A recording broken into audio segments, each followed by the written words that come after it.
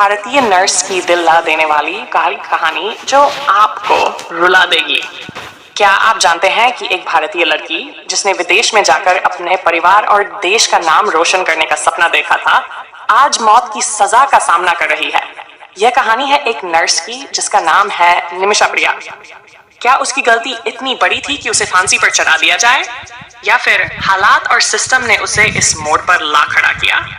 इस पूरी कहानी को जानने के लिए वीडियो को अंत तक देखें। यह सिर्फ एक कहानी नहीं, बल्कि एक सबक है जो आपको सोचने पर मजबूर कर देगा। केरल की बेटी का सपना। निमिषा प्रिया केरल के पलक्कड़ जिले की एक साधारण लड़की जिसकी आंखों में बड़े सपने थे। उसने 2005 में नर्सिंग की पढ़ाई पूरी की। एक छोटे से शहर से निकलकर उसकी मंजिल थी विदेश में जाकर काम करना, ताकि अपने परिवार का भविष्य उज्जवल बना सके। 2011 में निमिषा की शादी होती है। उसका पति ज्यादा पढ़ा लिखा नहीं था, लेकिन वह अपनी पत्नी के सपनों का सम्मान करता था। शादी के कुछ ही महीनों बाद दोनों ने मिलकर यमन जाने का फैसला किया। सना, यमन की राजधानी, उनकी नई शुरुआत का गवाह बनी। यमन में नई जिंदगी। सना में दोनों की जिंदगी सरल और खुशहाल थी। निमिषा एक अस्पताल में नर्स का काम करने लगी और उसका पति छोटी मोटी नौकरियां करने लगा। उनकी बेटी का जन्म हुआ, जिसने उनकी जिंदगी को और भी खुशनुमा बना दिया। लेकिन समय के साथ आर्थिक तंगी ने उनके दरवाजे पर दस्तक दी। आर्थिक संकट और लगाव, 2000 में हालात इतने खराब हो गए कि निमिषा का पति और बेटी भारत लौट आए।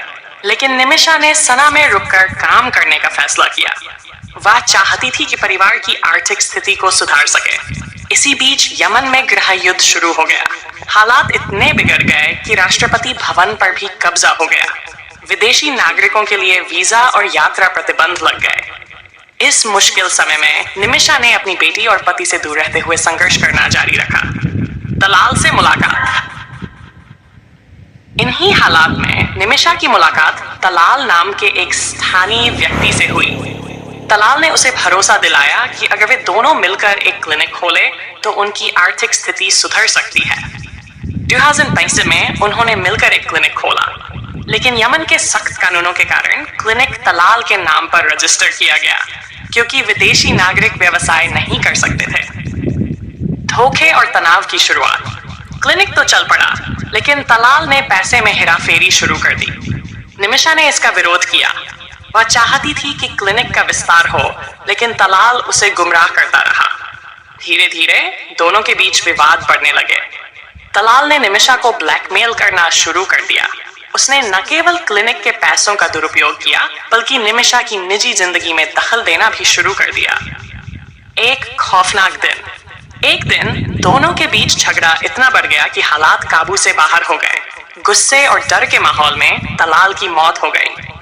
ये घटना कैसे हुई, इसके बारे में अलग अलग बातें कही जाती हैं, लेकिन कोर्ट ने इसे हत्या करार दिया। मौत की सजा और संघर्ष। यमन की अदालत ने निमिषा को दोषी ठहराते हुए मौत की सजा सुना दी। उसने सुप्रीम कोर्ट में अपील की, लेकिन उसकी याचिका खारिज कर दी गई। आखिरी उम्मीद के तौर पर उसने राष्ट्रपति से दया की अपील की, लेकिन राष्ट्रपति ने भी उसकी सजा को बरकरार रखा। अब 31 जनवरी 2022 तक निमिषा को फांसी दी जा सकती है। भारत सरकार ने उसे बचाने का वादा किया है, लेकिन समय तेजी से निकल रहा है। क्या सजा उचित है? यह सवाल अब हर भारतीय के दिल में है। क्या निमिषा की गलती इतनी बड़ी थी कि उसे फांसी दी जाए, या फिर हालात और यमन के सख्त कानूनों ने उसे इस स्थिति में पहुंचाया? इस कहानी से सीख। निमिषा की यह कहानी सिर्फ एक महिला की नहीं है। यह उन हजारों भारतीयों की कहानी है जो विदेशों में जाकर अपने सपनों को पूरा करने की कोशिश करते हैं। यह हमें यह भी सिखाती है कि जिंदगी कितनी अनिश्चित हो सकती है, और कभी कभी हालात इंसान को ऐसा कदम उठाने पर मजबूर कर देते हैं जो वह नहीं करना चाहता। आपसे निवेदन, अगर ये कहानी आपको छू गई हो तो इसे ज्यादा से ज्यादा शेयर करें, ताकि भारत सरकार निमिषा को बचाने के लिए हर संभव प्रयास करे। वीडियो को लाइक करें, चैनल को सब्सक्राइब करें और अपनी राय कमेंट्स में जरूर बताएं।